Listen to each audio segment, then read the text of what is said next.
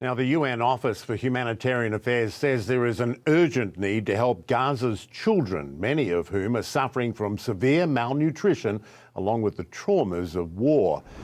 James Elder is the global spokesman for UNICEF. He joins me now from Geneva. I wanted to talk to you about UNICEF's estimate of 17,000 unaccompanied or separated children in Gaza. It is a stunning number. Where are they? What is their situation? It is indeed, Michael, and you've got to drill it down, as I did in Gaza, into what that life looks like for that individual out of that 17,000 estimate.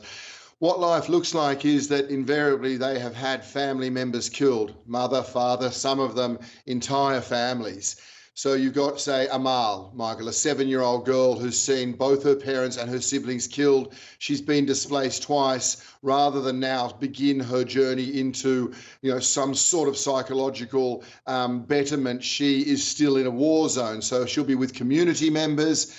There are some non-government organisations on the ground in these shelters that are taking these children in. So the broader communities are doing everything they can. Shelters are taking in children who are simply not theirs, who they don't know, remembering the psychological scarring these children have got, remembering at the same time all these people are living on, at best, a meal, maybe 2 a day, a grave, dangerous lack of water. So these children, whilst they're being cared for, are not being cared for by their parents in a place of immense deprivation. The scale of damage to family units is hard to comprehend. I mean, do you worry that an entire generation of kids in Gaza has been impacted for life? And if so, what will be the result of that in the years to come?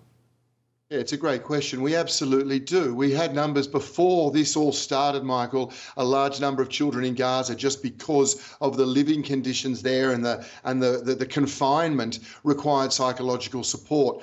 We were supporting around 100,000. Now you can safely say every single child there requires some sort of psychological support, just as thousands will in Israel. And it worsens by the day until we get some sort of a ceasefire.